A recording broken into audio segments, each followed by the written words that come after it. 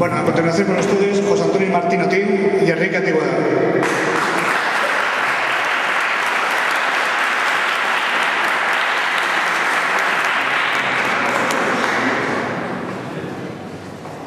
Da comienzo la parte de este homenaje que dedicamos a un acto cultural.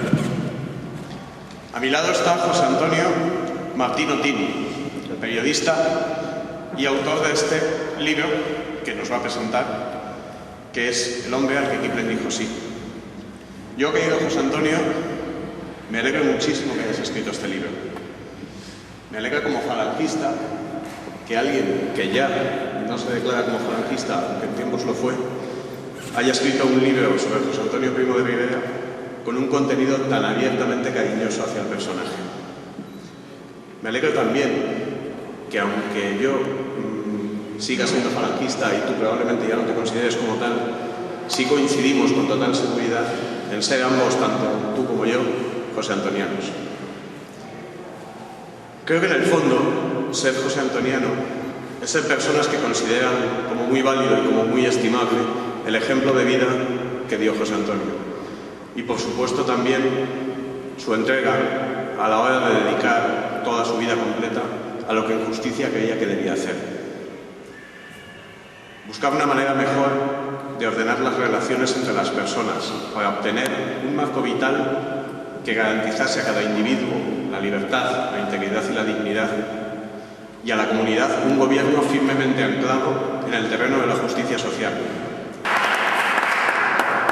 Muchísimas gracias. Es obvio que juego en casa.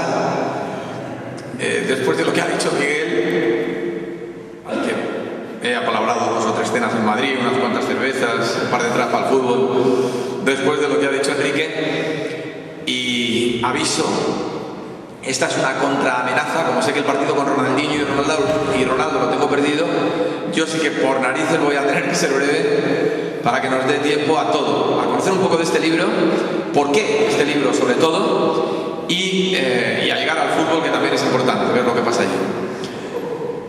Lo que va a pasar seguro en el partido es lo que ha dicho Miguel. Unos cuantos mentecatos van a utilizar la bandera de España para agredir a España. Ya lo veréis. El otro día, en una tertulia a la que asisto en Radio Marca todos los lunes, levantaba la voz. Aprovecho siempre que puedo para meter este tipo de peladillas indirectas que al final siempre vienen a reivindicar lo mismo: España. Y creo que es tarea de todos, allá donde podamos, hacer eso, insertarnos en los tejidos que ellos nos prestan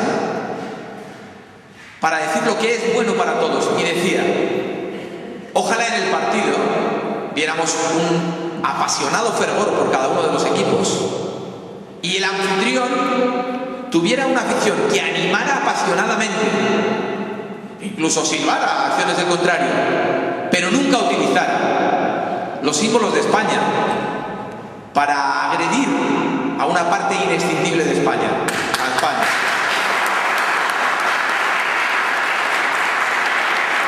Y al principio, cuando entraba por esa puerta, 4, 5, 6, una docena de generosos amigos se acercan: ¿me puedes firmar el libro?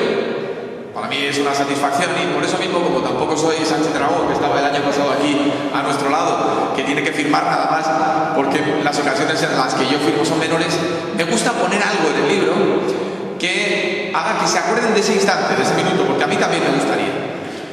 Y en la conversación, mientras yo escribía, me dice mi amigo Manolo: oye, tengo que preguntarte una cosa. No te incomoda, ¿verdad? Manolo, no me incomoda nada de lo que digas hoy. Oye, yo estoy bajo José Ramón de la Morena y luego veo las cosas que tú dices y el libro y tal. Macho, tú no estás arriesgando mucho. No tienes miedo de que digan: ¡ese fascista! Esa pregunta me la hacen a menudo. Me la hacen a menudo. Pero la contestación es el porqué del libro que yo escribí. ¿Por qué escribí ese libro? ¿Y por qué voy al Rondo el pasado domingo? Y lo primero que digo es que hay una marea roja. Antes lo comentaba con Ana, creo. Una marea roja que representa una idea de selección y que representa, por lo tanto, idea de nación, encarnado en algo que es paradójico, pero vertebra, de las pocas cosas que vertebran a España ahora, es la Liga de Fútbol, porque nadie se imagina al Athletic Bilbao sin jugar en la Liga Española o al Barcelona. Es doloroso que tengamos que reclamarnos desde esas esquinas de la sociedad, pero así sucede. Aprovechar cualquier matiz para seguir esos pasos. Un día, cuando empezaba a ver que doblaba el Cabo de Hornos, dije, ¿con quién estoy en deuda?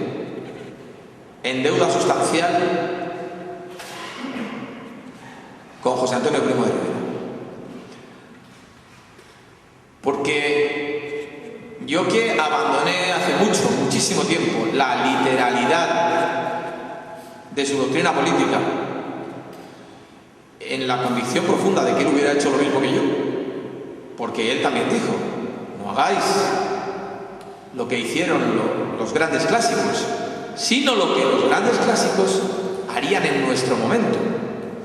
Y yo no imagino a José Antonio ahora con la camisa azul y diciendo algunas de las cosas que dijo, pero sí en lo sustancial, y ese será el remate de lo que os voy a comentar, porque antes que eso estaba mi agradecimiento personal por construirme como hombre, como persona, por ser el espejo, suena casi rococó, de virtudes en el que se debe mirar un hombre de bien. Verbigracia. Me viene un tío de Telecinco hace 3 años. Lo pudisteis ver en Canal 9, no sé si lo comentaba el año pasado aquí mismo. Pero de repente se sienta el tío, que era un clandestino. Él se me presenta como agente de jugadores. Yo lo conocía desde hace mucho tiempo. Sabéis que yo trabajo en esta historia del fútbol. Yo dirijo una empresa. El hombre se sienta enfrente de mí y me dice, necesito, pero sincopado, muy nervioso, necesito dar un pelotazo y sé cómo hacerlo. Hay que fichar a Yardel, un jugador que estaba entonces jugando en el Oporto. Tengo la manera de hacerlo, solo hay que comprar a un secretario técnico y tú puedes hacerlo. No, en esta empresa ni yo entra en ese tipo de historias. Nosotros vamos solo por el camino de frente. No, pero es que fíjate qué posibilidad, te dibujaba un paraíso facilísimo de conquistar, que no es posible, que no hay manera. Al cabo de los 2 o 3 meses, Canal 9, Telecinco, escándalo en el mundo del fútbol, agente de futbolistas. Era un reportaje que conducía a aquel individuo que llevaba un bolígrafo o cámara y que iba pescando tíos que cayeron absolutamente todos. Todos. Hay entrenadores que no han vuelto a entrenar, agentes que se han tenido que ir de la profesión, porque cedieron a la ñagaza facilona que aquel tío les estaba sugiriendo. ¿Creéis que yo tuve algún mérito? Ninguno. No hice más que pisar por las pisadas de un hombre que me enseñó a ser. ¿Ese ejemplo no merece un libro? Merece muchos libros. En los viajes por Europa me puse a investigar. Yo tenía una intuición, nacida de una anécdota que me había sucedido hace muchos años. Yo era militante de las JOF, un grupo falangista muy combativo que había en Madrid y que con el FENS fundó luego lo que fue la primigenia Falange Auténtica. Era también delegado de mi clase en la facultad, estaba estudiando Ciencias de la Información. Y uno de mis profesores, el de literatura, era Emiliano Aguado. Emiliano Aguado había sido fundador de las JONS, escribió en La conquista del Estado, íntimo amigo de Ramiro Ledesma Ramos y carnet número 20 en disputa con Enrique Conte, no se sabe si el 19 o el 20, de Falange Española de las JONS, el 4 de marzo. Ese era mi... Y ese hombre de aura gris, arrugado, mayor, viejo, débil de salud, había llegado aquel día a clase con su cartera marrón, nos había anunciado la segunda parte del programa que para la asignatura de literatura quería.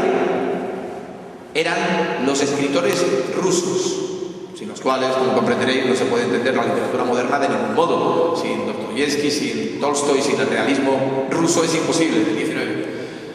Pero nosotros, encarnados en el sublime delegado de la clase, no tuvimos otra ocurrencia que decir, no, ya nos dio la primera parte y nosotros tenemos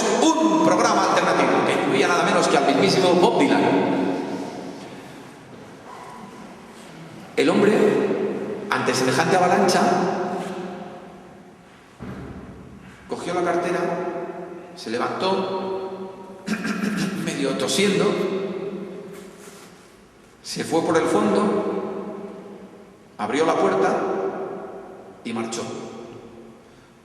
Seguía tosiendo. Yo le dije a mi compinche Valentín, hoy decano de la Facultad de Económicas en la Universidad de La Coruña, antes director del Ideal Gallego y miembro de la SOF también, oye, vamos detrás de este tío que está tosiendo mucho a ver si nos lo hemos cargado con el disgusto. Pasamos a la historia, con que nos fuimos detrás del hombre y nos pusimos a su lado. ¿Qué tal está, profesor? Bien, seco, bajito. Así fuimos acompañando 250 metros y el tío miraba, oyendo estos, aquí en la primera vuelta me apiolan. No contestaba ninguna de nuestras preguntas más que con monosílabos. Hasta que yo me puse frente a él y le dije, profesor, cogiéndole el brazo, ¿cómo era José Antonio? Si hubierais visto su cara, es como si de repente hubiera caído Superman delante de él, o una aparición divina. Claro, no podía ni mucho menos intuir que aquellos rojazos que tenía al lado, como mínimo de la Liga Comunista Revolucionaria, esta asamblea, en realidad eran seguidores de José Antonio Primo de Rivera. Y como si hubiera recibido en ese instante una inyección de fuerza y de emotividad, nos miró muy frontal, pareció recobrar toda la energía y dijo, José Antonio Primo de Rivera es el hombre más grande que conocí jamás. Defensa radical del pobre, síntesis hispánica.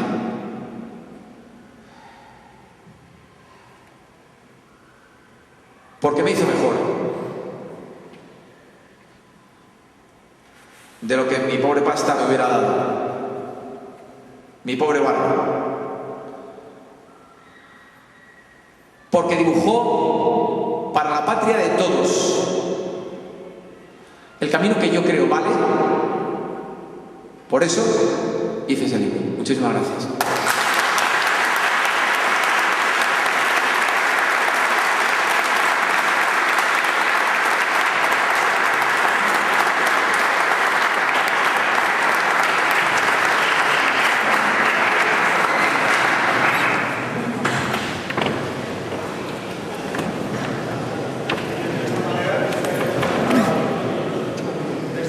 Finaliza este acto. Muchísimas gracias a todos por vuestra asistencia.